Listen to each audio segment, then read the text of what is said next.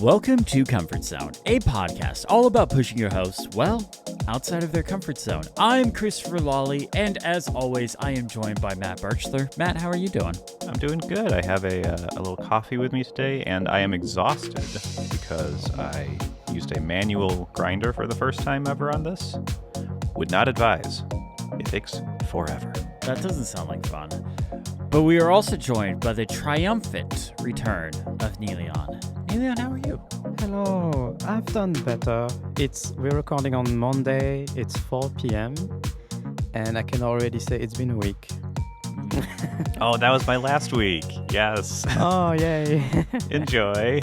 That was my last week as well. Last week was miserable for me because I had a bunch of stuff due, and also I had a new roof being put on, and oh boy, was that the loudest thing ever. Oh, I at one point, I was like, okay, let's see if this would work. I put in my AirPods Pro and turned on noise canceling. Then I took the AirPods Max and put them on top of that and turned on noise canceling, and I don't think it actually worked. I think maybe the AirPods Pro got turned off or something, but I was just trying everything to just desperately to block out the noise. It was so loud. At one point, they literally brought like this conveyor belt machine and put it on my roof, and we're sliding like pallets of tiles up there. It was so like the house was shaking. Yikes.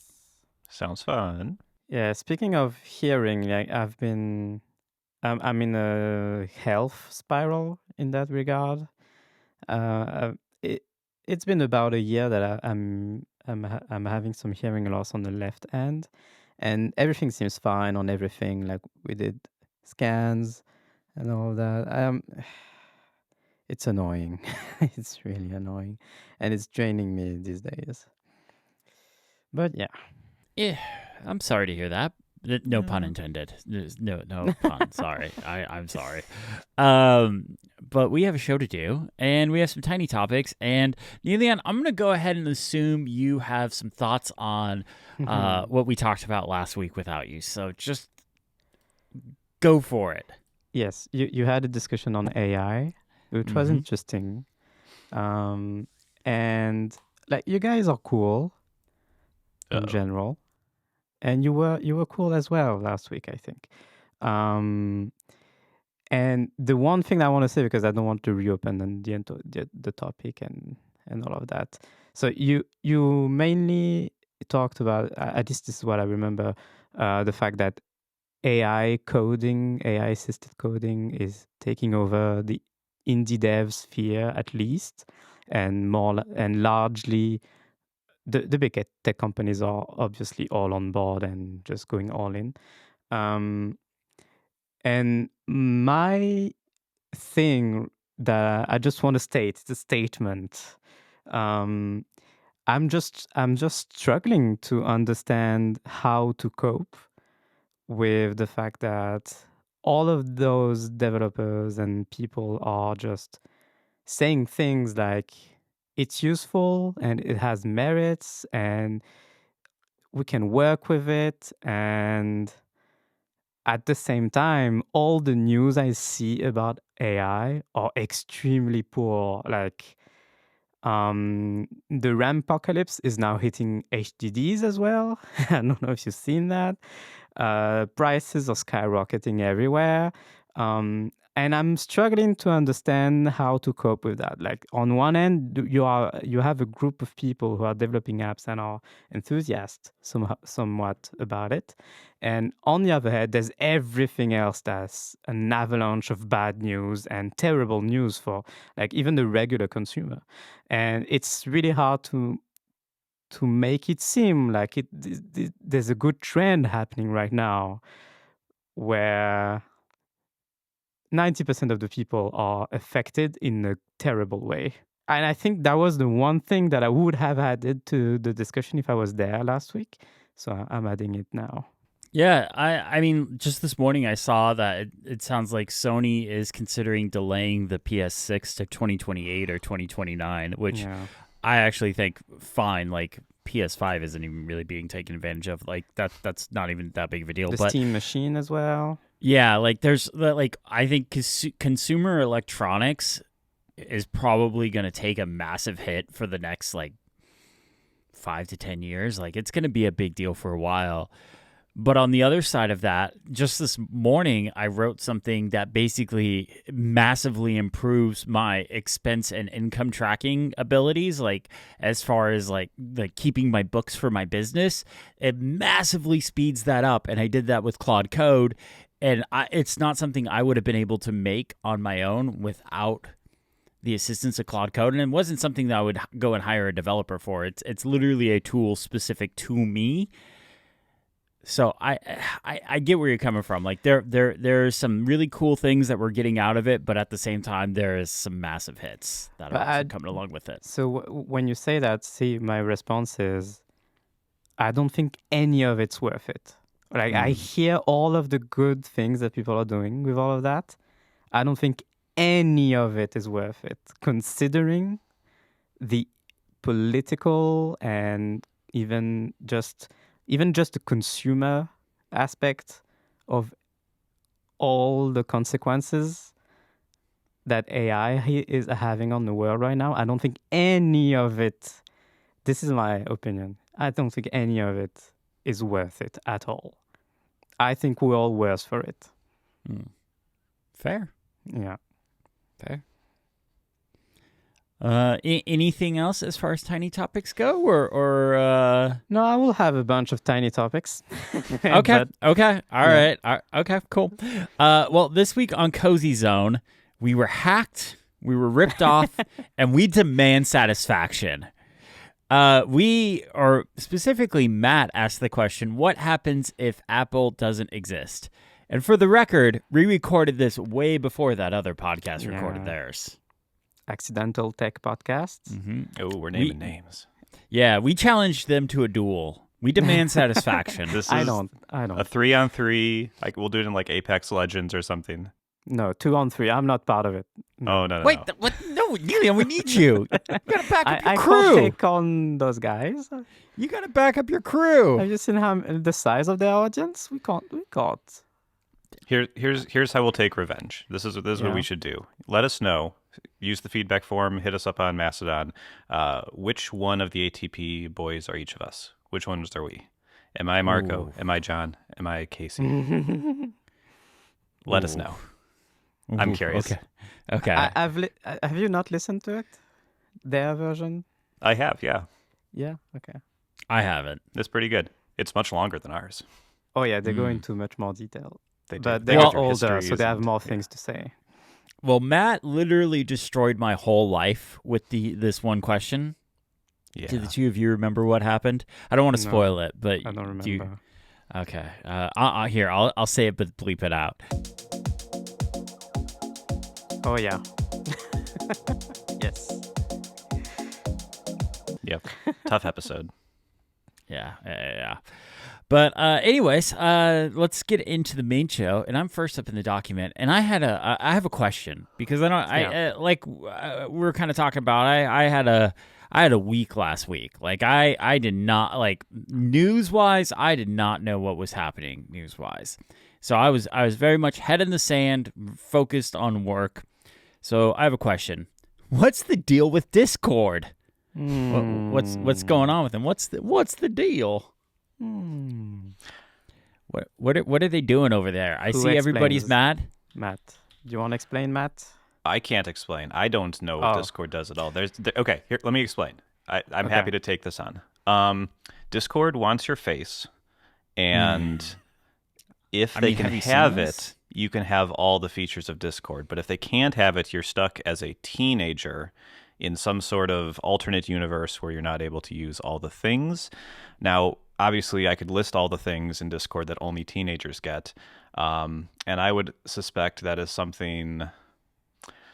I don't know. The shift key doesn't work in Discord unless you're an adult or something.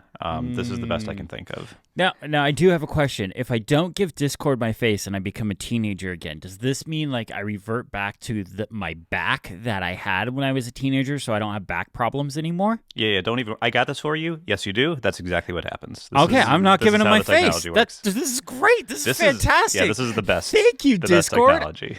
Oh my God, this is fantastic. Like this is the best news I've ever. Like, thank you, Discord. Oh my gosh, I get to be a teenager again. Hopefully, like Yeah, it's Danielle's like a big cool situation. with that. It's great. No, it's an anti-big situation. Oh, I don't know exactly what it is. It's a Benjamin Button. I'm it aging could be a backwards. Benjamin Button. Yeah. Is it a Benjamin Button? Hopefully Danielle doesn't leave me. That would suck. But hey, having a back that feels good all year round, like that would be fantastic. Okay. And now Cool. for the real explanation. I thought I had it. Dang, I was So, Discord announced that they would be rolling out age verification globally for all their users. And your jokes come from the fact that the way they announced this, they're saying starting in March, every user will be considered a teen by default unless you age verify. With your face. Yes, so we'll come into that. Partly. So we'll come to that.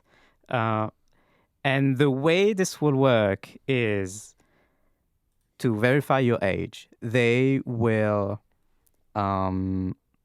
they have like a 3-step process where at first they try to determine your age in the background, like silently, just by observing and analyzing your behavior, whatever that means. So they check to see like if you're saying like 6'7", bro, 6'7". I don't know. Yes. 6'7". They're using AI. Can't believe I just said obviously, that out loud. To know. They check if you got the Riz. Yes. I don't know what that is. Okay. Oh, Chris, Well, you don't? Okay, you're an adult, Oh, unfortunately. no. Okay, Yeah. that sucks. Do I still have my back problems? No. I don't. Maybe you do. I don't know. But whatever. So they try to determine that silently. And if they can't, however that works, they then may go into the next steps. And that includes scanning your face. So asking for a selfie. I believe maybe it's a video selfie. So you have like something where you have to move around your head so that they can see your face moving. I've done one of these before. I don't remember what it was for, but it was for something like, I want to say like government or something like this. Yeah. But where like I had to basically like they took a video, like I had to hold my phone up and took a video and I had to move my head around. You went on the Epstein files? Yes, it was when they found out I was on the Epstein files. Thank you for that. Yeah, that's going to go great. That's going to be... The AIs are going to garble that up now. Yeah. Thank you for that. And then if that's still inconclusive, if they can't determine your age with that selfie video, they will ask for a photo of your ID. You have to send in your full ID. So yeah, that they that's can not see happening. for real. I will say the one bit of news that I did see alongside this is that not only are they asking for this stuff, but they also had a database breach where they leaked a bunch of user identification information, and like they disclosed that around the same time that they announced this, and I'm just like, read the room, buddy. Like, that is like, why would I want to give you my information when you just had to disclose that your security was not up to snuff? Yeah, that was what I was coming to. So the context around it is there's some pressure in many countries right now, especially in Europe, and not Europe, in like northern countries, like even Australia. That's not northern, but kind of northern in terms of sociology. I was gonna say that as far as north goes, I would not think Australia would be considered a northern culturally. Yeah, in geography, culturally, like there's the north and south, and the north are basically the rich countries, the colonizers, etc. So that was the definition I was looking for. Anyway. Oh, okay. So Western influence countries, let's say, they have been pushing a ton of these legislations for limiting access to social media to minors.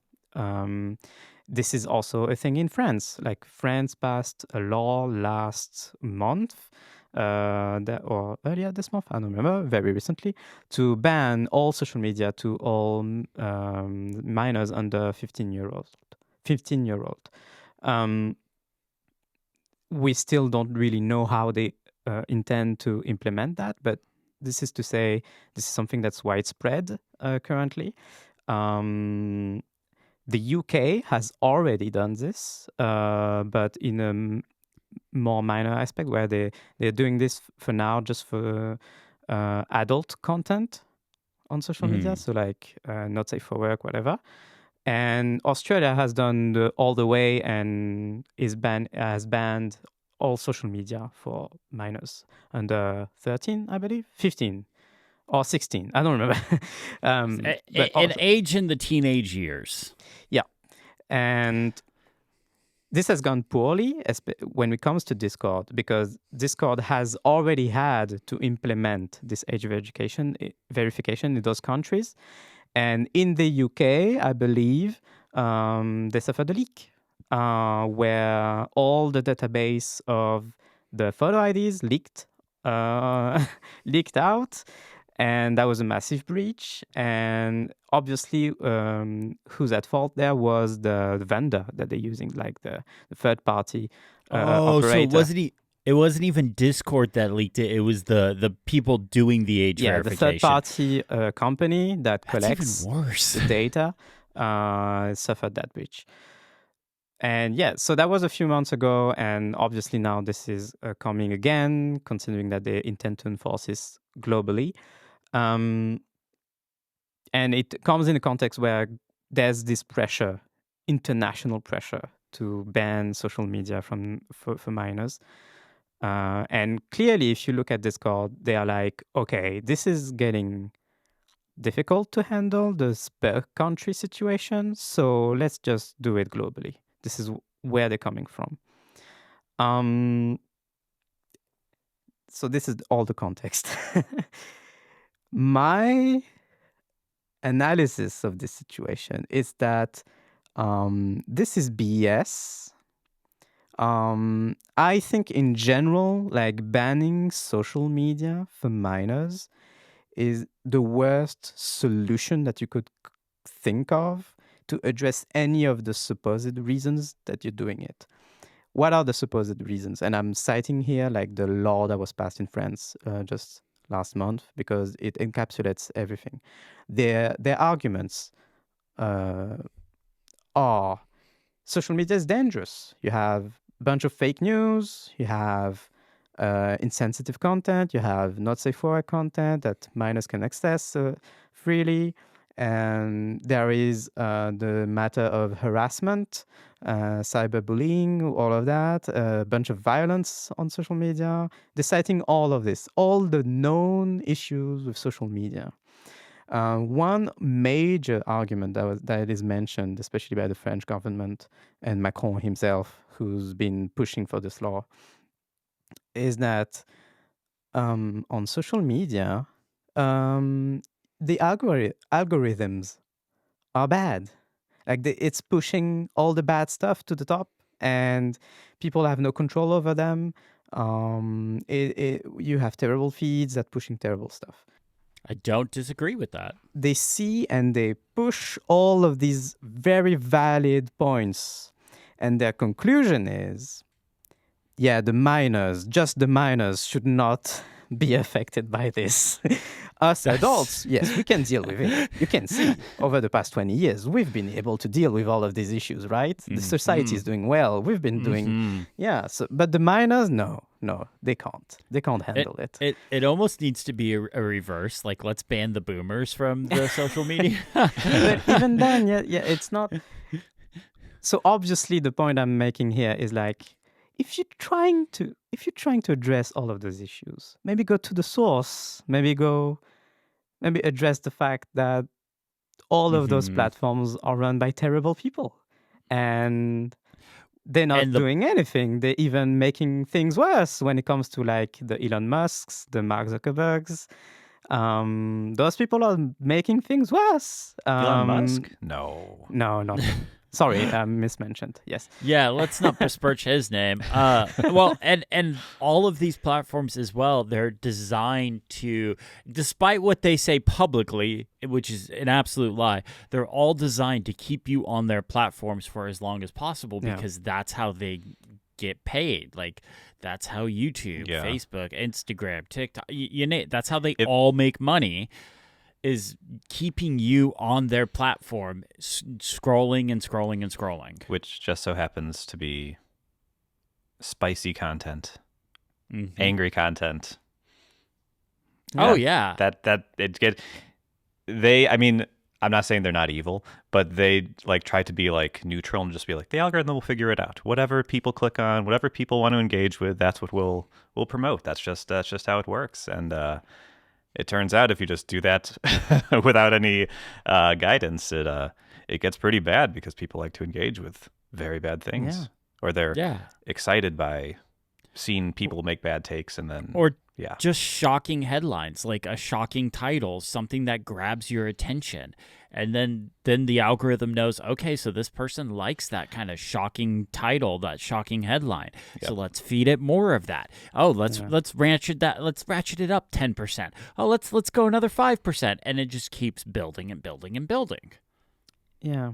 There's another. So we're talking about algorithms, and yeah, it's a big problem when it comes to Discord. Obviously, Discord doesn't have that.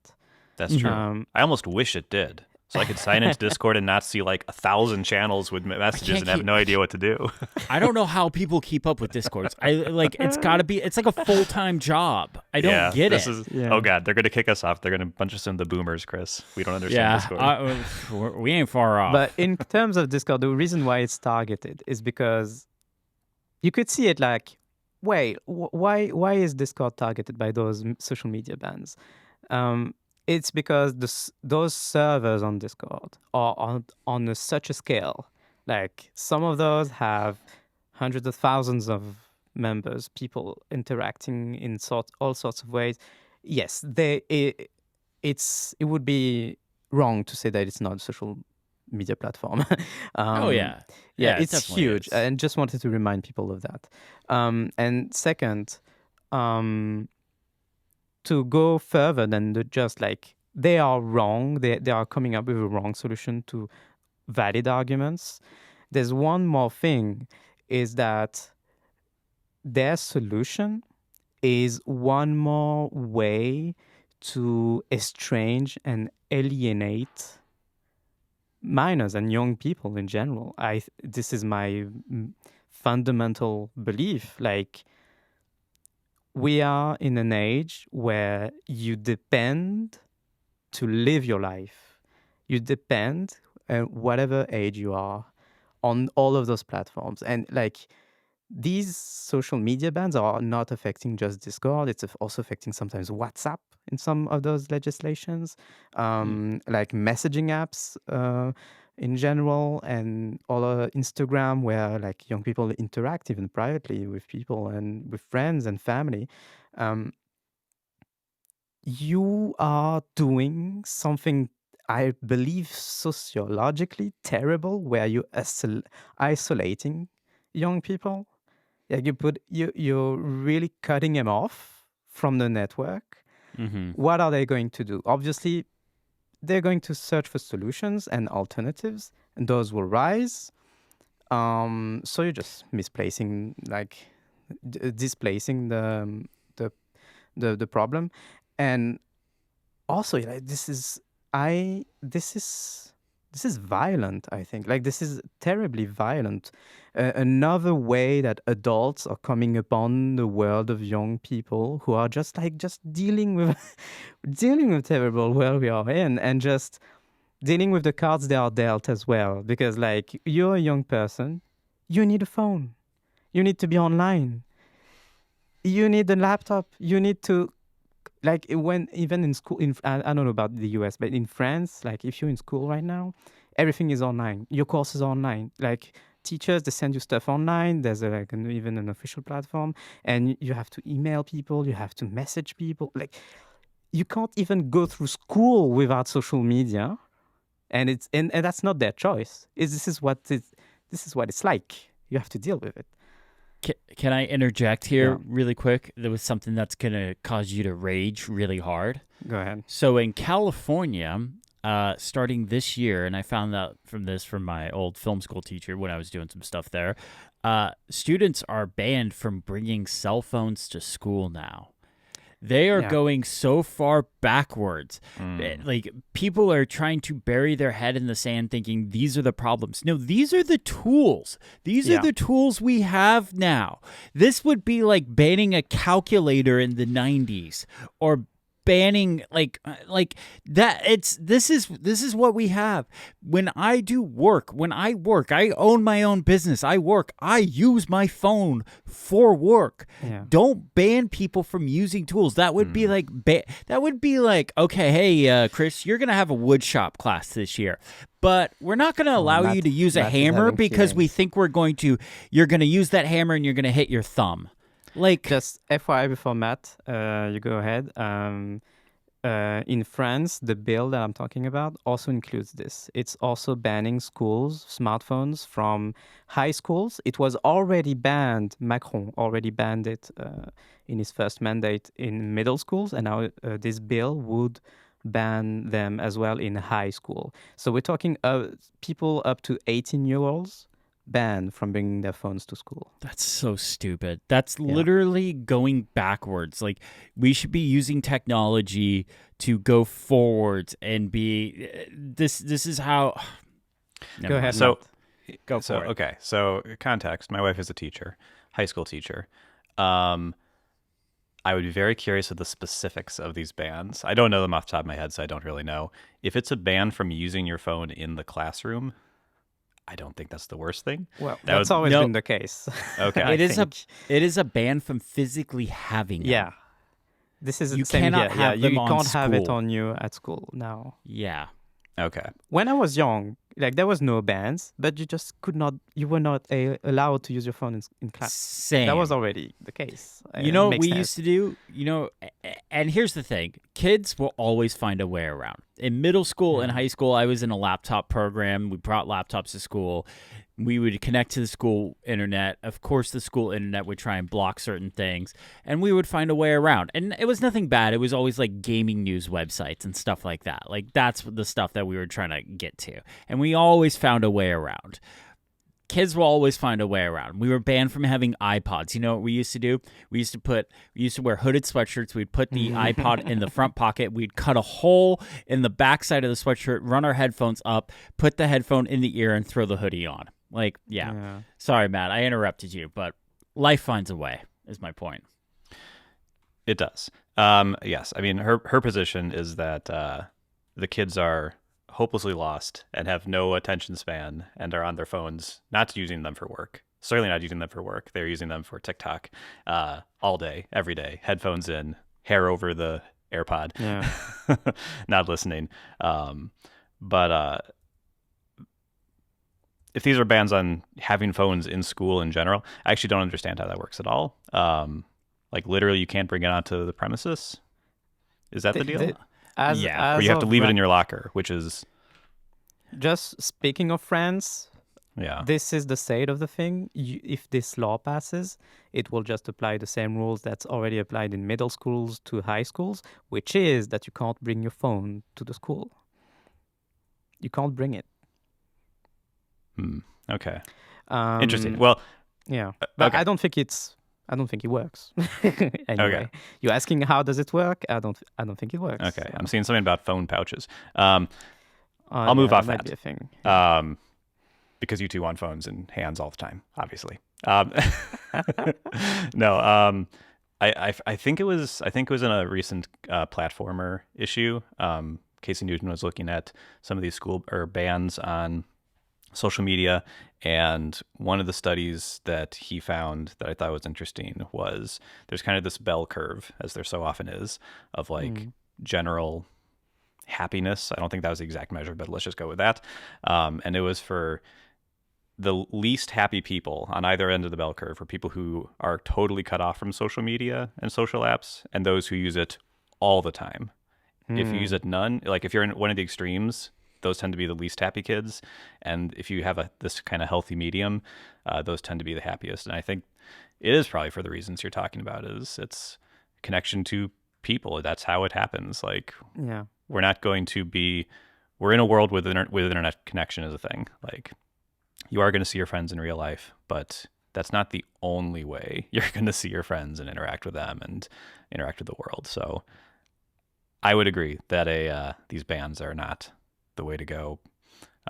Some sort of thing to. I continue to think that humanity does not understand how to communicate with every single person anytime they want and send a notification.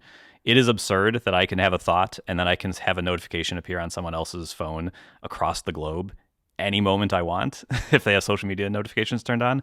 Like, that's insane. And I don't think our human brains are still grappling with it after like these couple decades of doing it. So it's even worse for kids. Or it's hard for all of us, but it's definitely hard for kids. So yeah, I don't know what the solution is, but I would agree. A ban is not the way to do it. Yeah, and one thing, one additional thing is, how. So, for example, you're saying your wife is a teacher, and basically all the teachers have the same observations these days. Like, yes, the kids are on their phones all the time, on TikTok, whatever, even in class, and that's not tenable. And we're coming back to the root of the discussion, like, why are they all the time on TikTok? And I have two questions to respond to that question. The first is it their fault first? So, and the answer is obviously no. So why are we punishing them for it?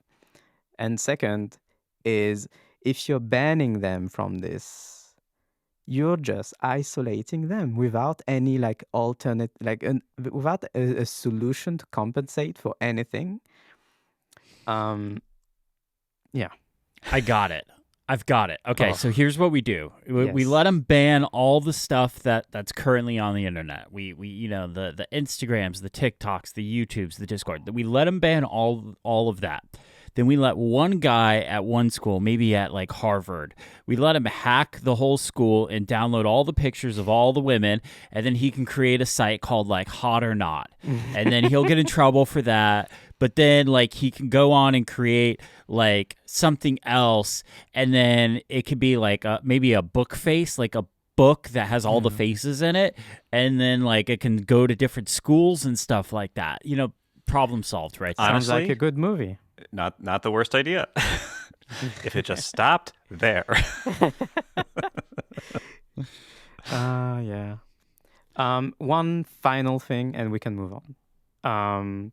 That I really want to mention is that, as like I'm queer, I'm an activist, and all of that, blah blah blah. As someone who's lived through teenage years and then early adulthood as a queer person, those online spaces are precious to a point that you have no idea. If you if you're not in it, you don't understand how precious those spaces are, especially as a teenager, where your only circles are the people you have to hang out with at school. You did not choose to hang out with them. They're just there like you.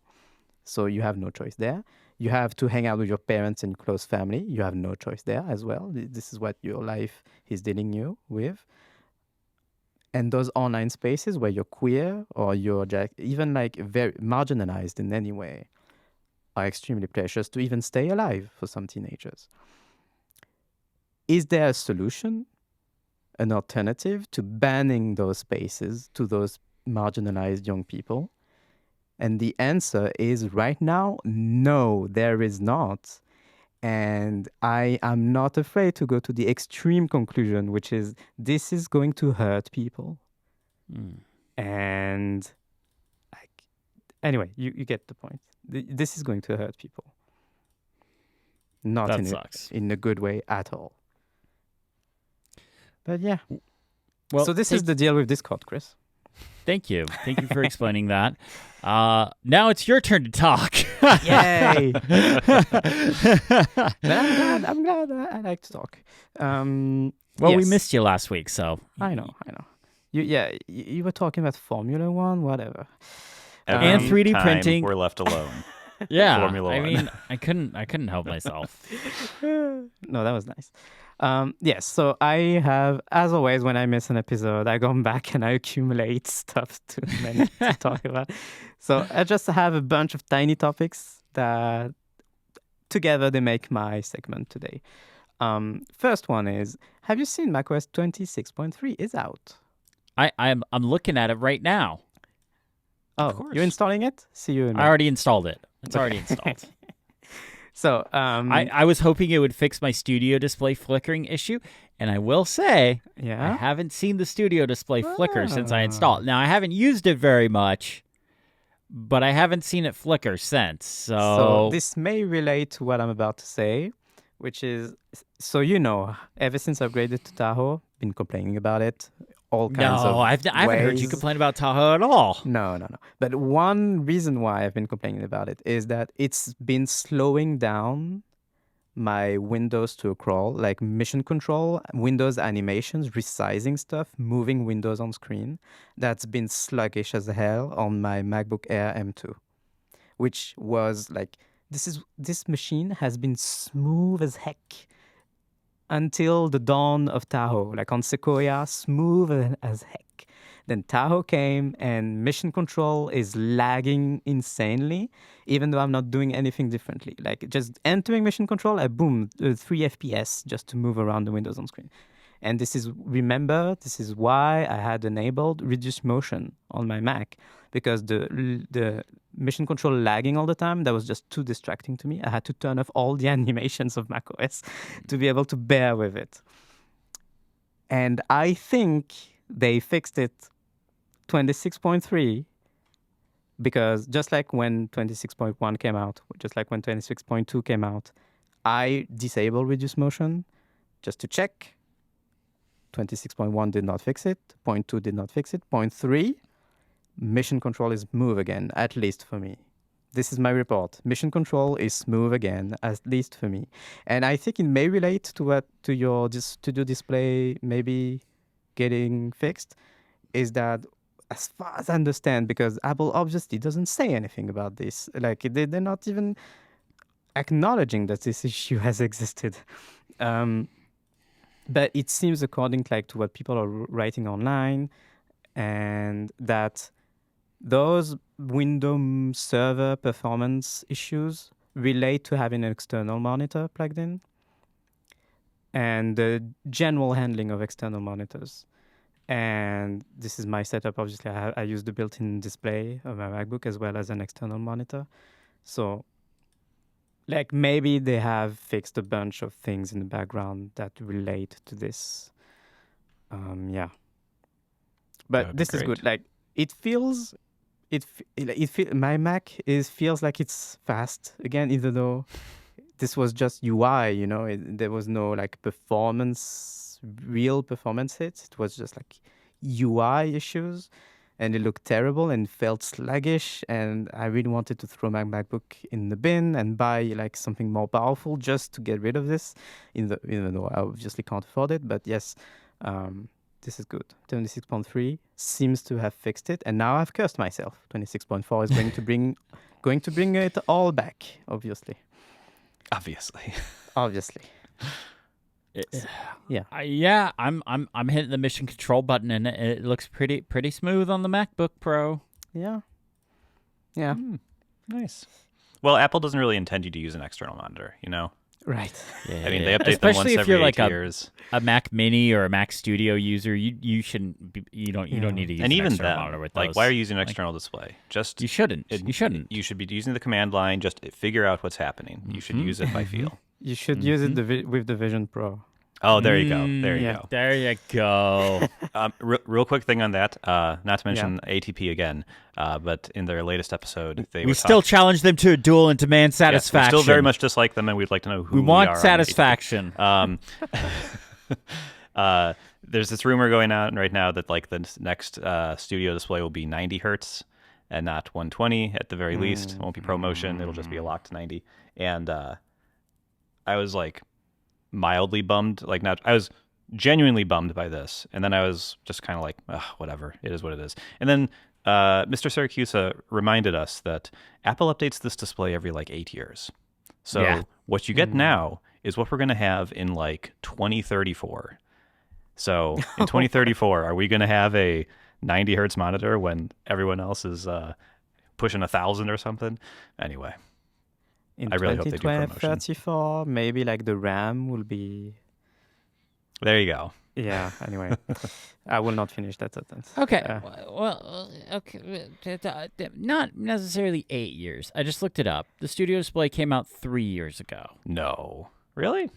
I'm looking at my video. It says 3 years ago. Okay. Hang on. Yeah, Let me look sounds at the about date. right. Let me look at All the right. date. Hang on. Maybe I'm thinking about the March XDR. 22nd, 2022 was when I released Okay. my video. It came out March 18th. I got my Studio Okay. Display on March 18th. Then Maybe are we 2030 it is? talking about the Pro display? I think he might be talking about the Pro Display because that one came out with the Like Mac 2019. Pro. Yeah. Yeah. Well, anyway, they're not really quick about it, so that's all. Yeah. They should do Yeah. promotion. I agree. It should be 120 hertz. I don't know why they're doing this 90 hertz thing, but Maybe they're not. give me HDMI end, Apple. Like you're not going to, but give me HDMI end. Give me the ability to not just plug in a Mac or an iPad, but also a PlayStation or an Xbox. I demand it. I'm sorry Anyway. for the tangent. You're welcome to Tangent all the time. That's like the name of this podcast. Tangent Zone. My second bullet point, my second item is I forgot last time to mention it, and that was 2 weeks ago now since I was away last week. I forgot to mention iPhanpy. Do you remember Phanpy? Mm-hmm. Of course. Probably one Yeah. of my favorite. Like next to Ivory, I will put them on equal foot. Like I like them both just as much. It's a Mastodon client. Phanpy is a web client, and it works really well. It's so good. It's got all of the features you can imagine and more. Like it's got features that nothing else has. It can recap your year of toots. You can catch up on your timeline. It's amazing. Yeah, Chris? but does it have Hush for the iPad? Yes. Next question. And so yeah, it's a web app. It's great. I've talked about it before on the show. And Matt Fentanyl, listener of Comfort Zone and developer, adapted Phanpy to run on iOS. So you can already run it on iOS as a PWA. You can install it as a web app on your home screen. That works really well. But what he's done is that he's made it into a proper like iOS app. It's not native, of course. It's just like in a wrapper, but that wrapper enables like better performance. It stays in memory longer, and scrolling is smoother. It's much better experience overall to use this version of Phanpy that's adapted to iOS. It's called iPhanpy, so just like Phanpy with an I in front. And so the way that what am I saying? I'm lost my words. Yes, so iPhanpy, and now it's out. Simply as that. He released it. It's out on AltStore in the EU. You can access AltStore as well as in Japan. Yeah, I don't know if you've seen this. AltStore is available in Japan. But also on the App Store, like the regular App Store, the regular World Garden App Store. Nice. Yeah, and the way that this has been possible is, so Matt initially only wanted to release like on AltStore and unofficial ways of distributing it because they had to pay for the developer fee. And they could not afford it and could not justify the cost because obviously this is an open source project. It's not bringing anything for him. Even for the original developer of Phanpy, it's not bringing anything. But it turns out that the folks at AltStore helped him pay for the fee. Oh, nice. Yes, and this is why he was able to distribute it on the App Store as well. Funny thing which I learned, which is that you also, like, even if you're only publishing it on a third-party App Store like AltStore, you need to pay that fee. You need to pay that yearly, what is it, $99 fee? Yep. Is it Yeah, that's still it. So even if you're not distributing on Apple's platform at all, you're only distributing on a third-party marketplace, you still need to pay that fee, which is insane. The EU should do something about this. This is obviously a big loophole in a way, like it's another way where Apple is exploiting the flaws of the DMA and all of that. But anyway, Isn't the $99 fee though? So like to keep like scammers out. So basically, you can't like start spamming the App Store or Alt Store or something like that. Get your account banned, then just open up another one and do it again and again and again. Like, isn't that kind of like the reason why they have that? I think so. I think it relates to the fact that you needed an Apple developer account to get your app. What's it called? Notarized. Yeah, but like that's but like even before they were doing notarization, they had that $99 fee, and from what I was kind of understood and what I've read in the past, it was always to kind of like help keep down the scammers. Like $99. But how does that make sense if you're not distributing on the App Store? Like right now, you need to pay for that fee, even if you're distributing anywhere but the App Store. Anyway, yeah, fair point. The app is out. It's great. I've been using it. iPhanpy. Just wanted to mention it's completely free and it's an amazing Mastodon client. If you can't, like Ivory is a paid app and it's great value. I think it's an amazing app. But if you can't afford it, I think iPhanpy is an amazing alternative. Next point is a follow-up to Vivaldi. I switched to Vivaldi a few weeks ago, and I'm happy, people. Like, I think I'm happy, really happy with Vivaldi. And I've made a statement on Mastodon. Have you seen my statement? Yes, I have. I will read my statement. Let me pull it. Oh, I tweet a lot. I should say. Yes, I wrote, I just want to say sorry to every comforted listener who has been recommending Vivaldi to me over the past year. You were right. I'm in love with it now. I think Vivaldi is amazing. And I've already talked about the reasons why it's sticking to me right now. But I wanted to bring up a couple of things in addition to that. The first is, remember how I was turned off by the tab management? I thought it was overwhelming at first because in Vivaldi, you can have your tabs, regular tabs, and you can stack tabs together. And you can also have workspaces, basically entire different, like you can maintain different tab bars that are hidden away, but you can activate at any time. At first, I disabled all of that and was only using profiles because I depend on isolating cookies for different workflows. And now I've embraced all of the tab features. I've embraced. They're amazing. They work amazingly well together. I think this is well thought out. The tab stacks, especially, I think they're really good. When you click on a tab stack, it displays another tab bar underneath, so you can have tons of space to display all your tabs inside that tab stack. It's not like in Chrome, where if you group tabs together, like it's an accordion that just collapses all the tabs together. Like it makes it so you have less space. The Vivaldi's approach to tab stacks, chef's kiss. It's great. And combined with workspaces, it's amazing as well. You can color code the tab stacks. Yeah, this is great. And two more things about Vivaldi that are making it stick. Is remember when browsers used to have a dedicated search bar in the address bar? Oh yeah, I saw your before take. So hear me out. So nowadays browsers, they have a single search field, right? Where you enter URLs and you search for things as well. Vivaldi also has that by default, I think. It's just the address bar, but you can add back that dedicated search field on the right side, or you can put it anywhere. And basically, by the way, every time I mention UI in Vivaldi, just assume you can put it anywhere.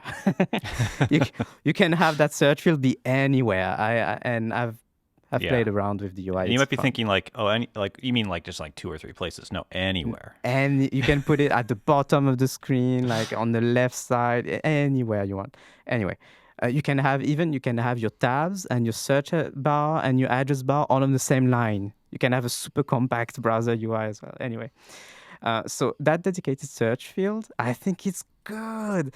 And you know why it's good? Because Vivaldi is making, unlike other browsers, it makes it really easy to add custom engines. And by that, I mean, if you're on a website, like, for example, I read French newspapers a lot, including like Le Monde, one of the main press titles in France. Oftentimes, I search for articles on lemonde.fr. Just like go to the search section on their website, search for things. In Vivaldi, you can right-click that search field on the website and click Add to Search Engines. This will have, obviously, most browsers allow you to do that. They allow you to add custom search engines. But the fact that you can have a dedicated search field in the UI where you can select in a drop down a specific websites to search through, I think it's an amazing piece of little convenience that I really like, that I do not want to give away. Why do you not like it? I don't think you need it. I don't think you need it. One of my favorite Safari plugins is Xsearch, which gives you the ability to add other search engines or other custom search engines to that bar. And you just do so if you want to search YouTube specifically, you just type YT and then whatever you want to search YouTube for, or Amazon, you'd hit A and then whatever you want to search for. By the way. You can have that as well. Yeah, so you don't need it. So you don't need that separate bar. Yeah, well, I mean, it's all right. I can do Command K and focus the search field, and I can do YT and it searches YouTube from that search field. It's amazing.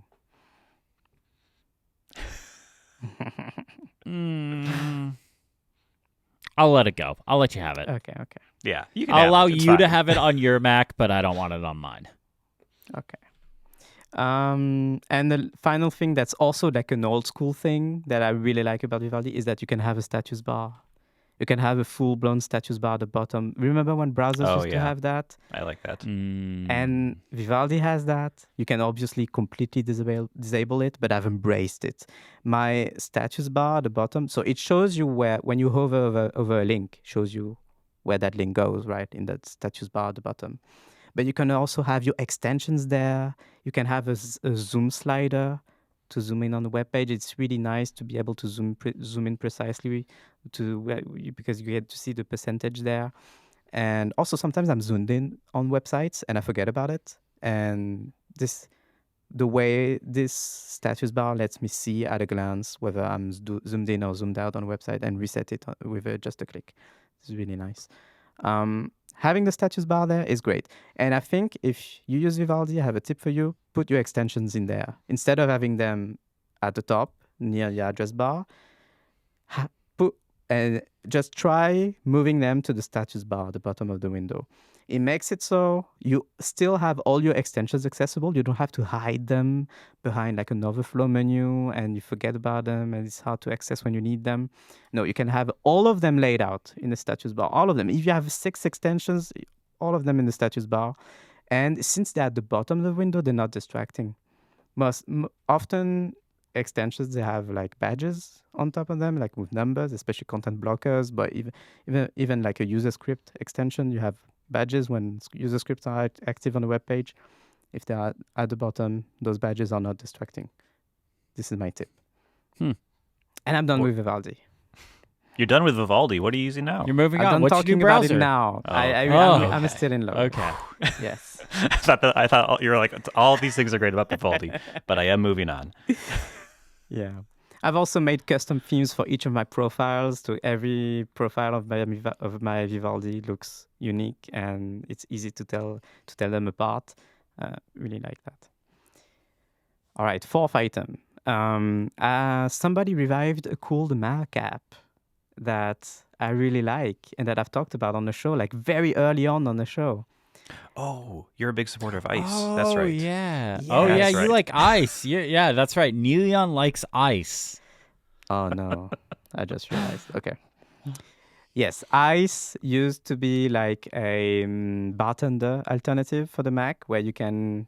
It's got many of the main bartender features, where you can hide icons in an overflow menu. You can customize how your menu bar icons appear and disappear, and all of that. And you can automate a bunch of small things with it. And unfortunately, the developer, and we had covered this on the show, had to let the project go because busy with life, they can't afford to keep working on it. Often happens with open source projects, unfortunately, because it's not bringing in any revenue.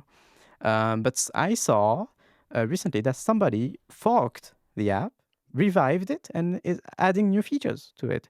And this fork is called Thaw, and Thaw. Thaw. It's also open source. It's basically just Ice with new features. Like they're going through the initial roadmap of the original developer and adding those stuff as time goes. So if you're still looking for a bartender alternative, and Ice you liked, but you are sad that it's not maintained anymore.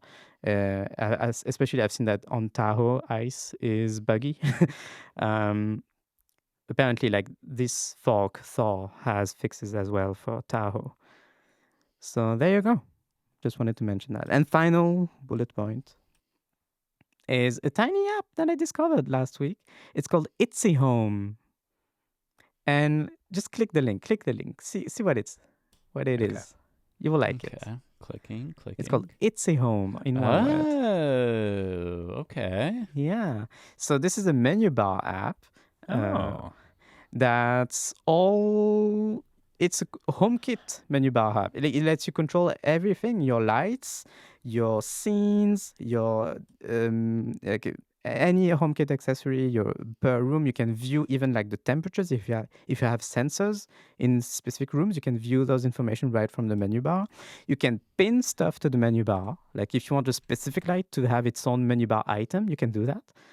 You can also pin cameras. You can have a one-click access to one of your HomeKit cameras right from the menu bar, and it pops up in the popover. It's really good. And yeah, I've been using since Tahoe like one of those custom control center where you can create additional control centers, in Tahoe and in the menu bar, and it's terrible. I don't like it. So I've replaced this with Itsyhome. It's great. It's free. It's on GitHub. I think you can pay for some of the features like favoriting stuff, but it's a one-time purchase. I don't remember what it was, but it's pretty affordable. It's great. This looks really cool. Itsyhome. It looks Yeah, like the it's sort of thing that would be native in macOS. Like this just absolutely. should be what the Home app has. Yeah. It looks nice. And if you look at some of the controls, like in the screenshot, like that's not my case, but if you have an AC unit, it's got all the control. Like from the menu bar, you can go from auto to cool to heat to you can change the light of your like the color of your light, RGB lights, right from the menu bar as well, because it's got a color picker in there, and it's well done. Like you would think all of this jammed in drop downs, but no, it's done really well, I think. Yeah, it looks really nice. And you can customize every icon as well. Every icon is customizable. Yeah, it's really good. Nice. Or should I say ice? No. No. That was the previous No. bullet point. Okay, I'm done. Okay. All right. Man. Hey, see, I go away for 1 week. I accumulate stuff, and that's not the full list. I've left out stuff. Got to save some for next week. Yeah. All right. Well, let's get to the challenge. The challenge was from 2 weeks ago because we put it off because Niléane wasn't here last week. Matt, it was your challenge. What did you have us do? Well, I had us hold for dramatic Did you effect. forget? Did you forget? Did you forget? Did what you it forget was? your own challenge? I had us use Apple's new Creative Suite? Studio? What are they called? Yeah, Creator Studio. Creator Creative Studio. Hey, by the way, people, sorry.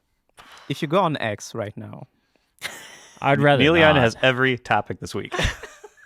if you go on X right now, I swear to God, so you know how on x.com in the left navigation, Elon is adding like anything and whatever every week. Well, There's it is new- the everything app. Yes. And this week, there is an item in that menu that's Creator Studio. Oh my God. Great. I don't know what that is, but it's there. I'm sure it's perfect and wonderful. Oh, Unproblematic. No. Okay, so obviously we had to use a different creative studio Yeah. to Creator. Creator Studio, yes. Creator Just like on Studio. X, yes. to to make something that we wouldn't normally make. So no videos allowed, for example. Chris was very upset about that. And so we all had to make something. And there were no rules around it, just something. So I can go first Okay. because I did do it. Don't act like I forgot. I did it. So, What is screen happening? sharing. Whoa. hello. Oh, Hello. So whoa. today, It's a slideshow. yes, I would like to talk to you about why you should invest in Comfort Zone and why we really deserve our first round of funding. I like this. I like this a lot already. So I honestly just clip this and like send it to investors. This is Okay. so here's why you should invest in us. Your portfolio is boring. It's so boring. What are you investing in right now? AI, some more AI stuff. You're probably just you're making bets on RAM futures, hard drive futures now too. And then there's something else that you forgot about. But your investments are boring. We're interesting. We're much more interesting than what you are working on right now. And our fans are more passionate than you even imagine. Comfort Zone is my favorite podcast. I listen every week, and I want to give them money. With your help, this could be lots of people. So this is not a real quote. This is a real quote that I just said. Okay. Here's what we offer. We have 3 incredible hosts. And in fact, like 100 and some other describers that Chris has used over the years. We have the best Apple coverage you can find. We have over 100 years of combined lived experience, which I think is unique to us. We have a passion for aerospace. We have a passion for clack. And we have a passion for apps that remove background noise. And we would love if they could run on the iPad. All facts. True. This is a photo of someone boxing.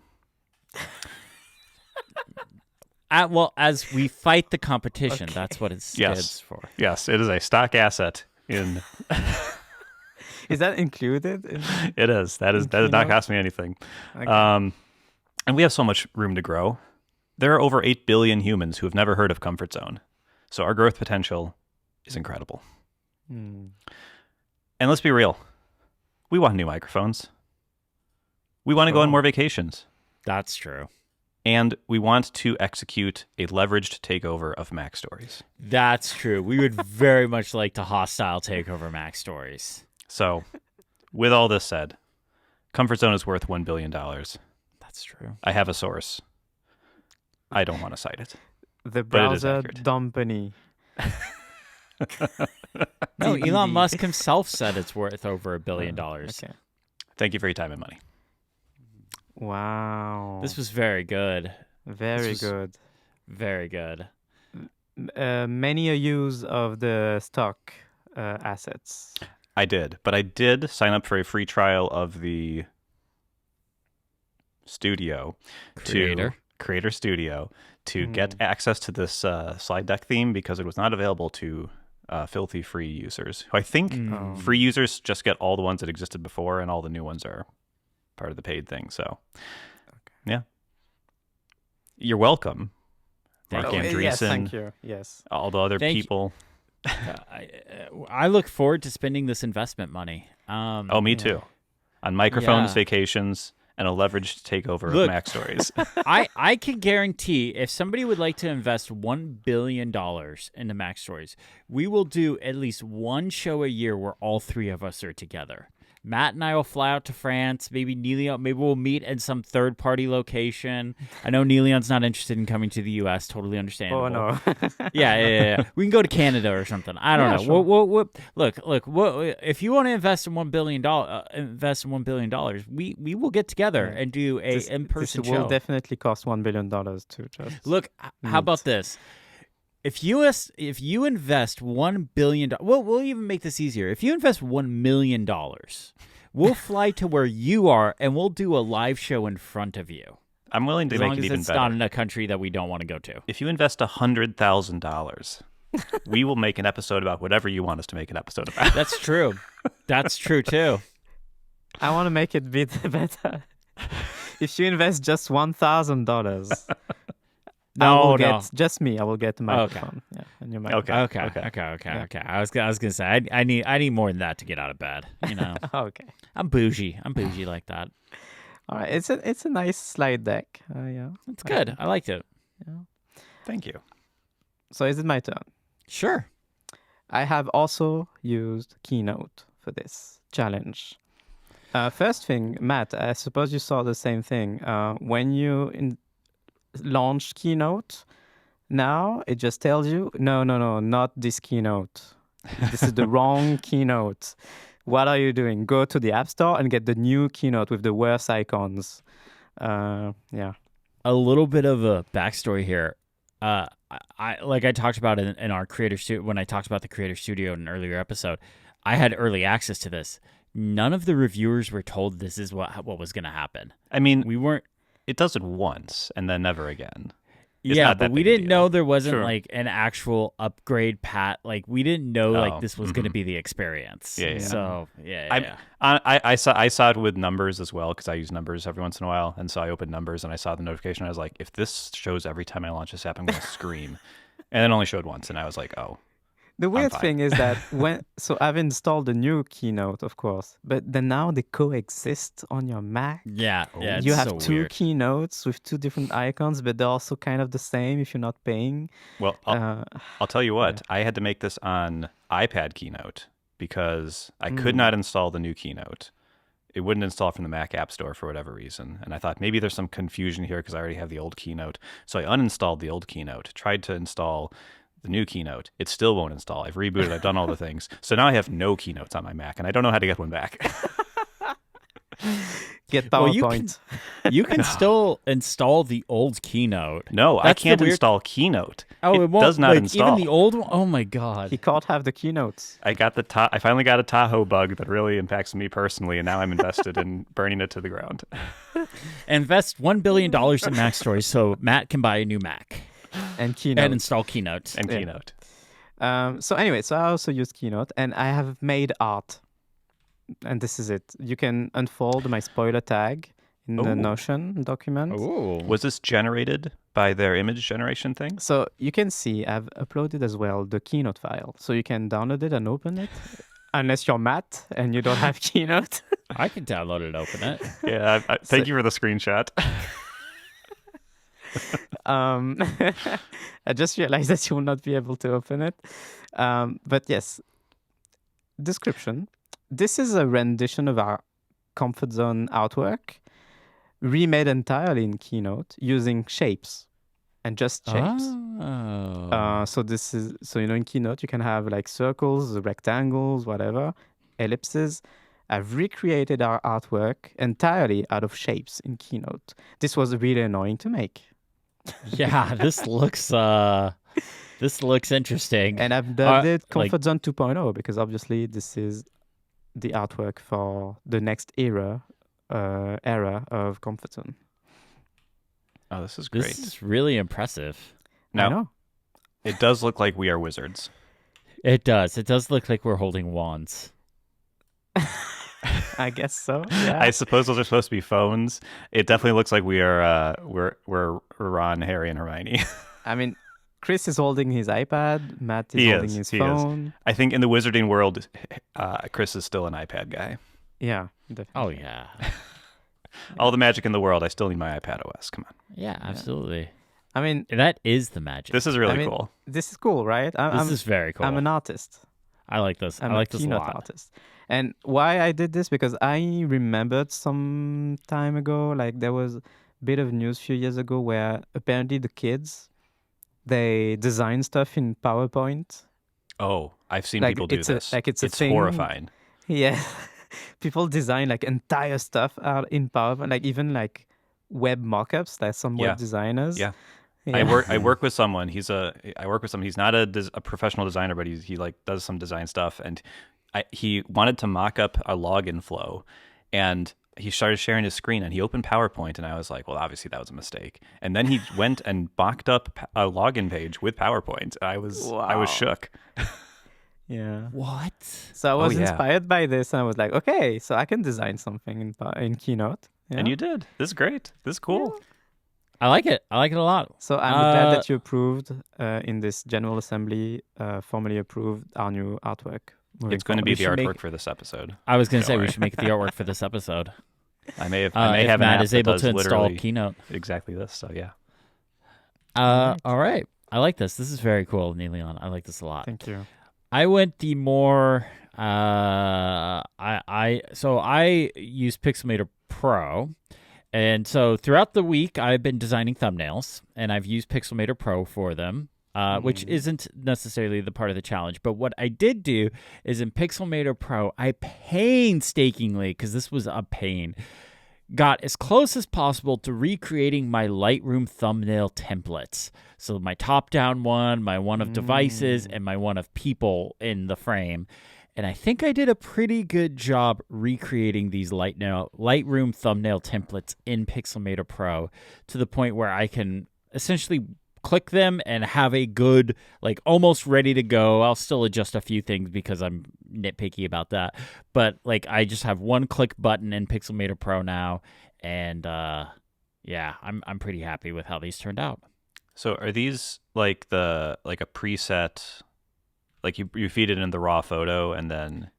Yeah. Okay. Got Yeah, it. yeah, yeah. So in Pixelmator Pro, just like in Lightroom, you can make all of your adjustments and then you can save it as a preset.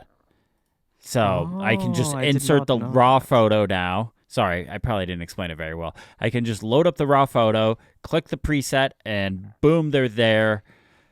It saves me so much time, especially because I usually forget about the thumbnail until the moment I upload and go, oh yeah, I need a thumbnail. Nice. And then I'm desperately... So I put a few examples in our show notes. So the first and second photos are the same initially? So the first two photos are the same photo. I don't know why I put both of them in there, but I have three templates I've used in Lightroom for years now. I have what I call my top-down template. So whenever you see a thumbnail of a top-down shot, like usually with my wooden desk as the background, then I have a device template, which is the third image in here. Yeah. And then I have a template with like what I call thumbnail with people. And it's usually kind of the same as the device one, but usually the skin tones are a little more cleaned up because I don't like, I'll go a little more saturated when it's just a device and when it's just a person. But so I have these three templates now, and I can, depending on which one I need, I can just click them and boom, I have them in Pixelmator Pro now. Nice. You know what? That second to last photo, I've been seeing this on my YouTube homepage for the past 2 weeks. You should. Actually, you won't see it now. And I still don't dare click it. Oh, you'll like that video. You will like that video, but I think that thumbnail is gone now because I think the A/B test finished, and I think it picked the last one, which let me double check. Every time before I say that, yes, it did. I was like, this is so tense. Yeah, let's see the A/B test result. This is a rare one where I didn't do 3, I only did 2. So the second to the last one where I'm very intense, the title was Fixing My Focus. It got 45.7% of the watch time. And the second one where it's me looking at the iPad doing the thinking face got 54.3%. So the thinking face won. Okay. Hey, you got glasses. I have reading glasses. I'm an old man. I need reading glasses. Those are really nice. I don't usually wear them when I film because then you get glare. Wearing glasses and filming yourself is incredibly difficult. So so funny story. When I record a video and I'm sitting in front of my camera like this, I have my iPad off to the side with the script. I use IA Writer to put my script up there because it's just a markdown file. But what's nice about IA Writer is you can increase the font to be super huge. So I make it incredibly large so I can read it from my iPad off to the side and I don't need to wear reading glasses. That's why whenever if you watch the video version of Comfort Zone and you see me like putting my head right up next to my MacBook Pro, it's because I'm not wearing my reading glasses and I'm trying to read something or see something the other two sent me. You do that, yes. I do that a lot, and it's because I don't have my reading glasses on while I film. And I'm just bearing the glare. I'm not. No, I get it. professional. I totally get it. Yeah. If it wasn't for me doing YouTube all the time, I would just wear the glasses during Comfort Zone. But Okay, Well, glad this- I won this one. Well, I don't know who won this one. I don't know who This is, won. I mean, I I think we earned went- us $1 billion, so that's I think look, if somebody actually invests in Comfort Zone, and we are serious, we are taking investments, then I would say Matt won. But if nobody invests, then But at Whoa. least we got a new artwork out of I mine. mean, and me, I got practical templates. well, all right, I'm gonna go bring this pitch deck around town and see who's willing. Yeah, take it around the valley, Matt. Take it Okay, around the okay. valley. All right, Niléane, it is your challenge. Yes.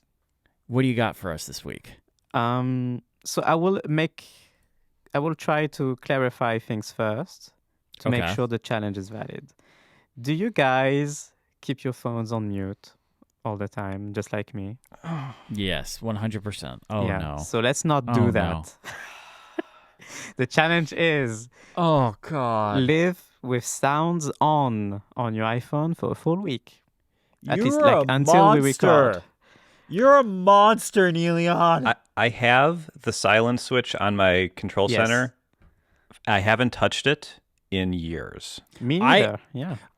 That was my favorite thing about the action button was that they added that virtual toggle, because I would sit there and play with the mute switch before the action button, when it was the physical mute and unmute switch. I'd play with it, so sometimes my phone would become, sounds would get turned on. This was my favorite addition to that iPhone, yeah. the 16. Hmm. You are a monster, Niléane. Well, here's what I'll say. This Apple Watch is going to help a lot Oh, there you go. Yep. because that'll silence most of the notifications. But when Yep. this sucker's charging, I'm going to be a menace to society.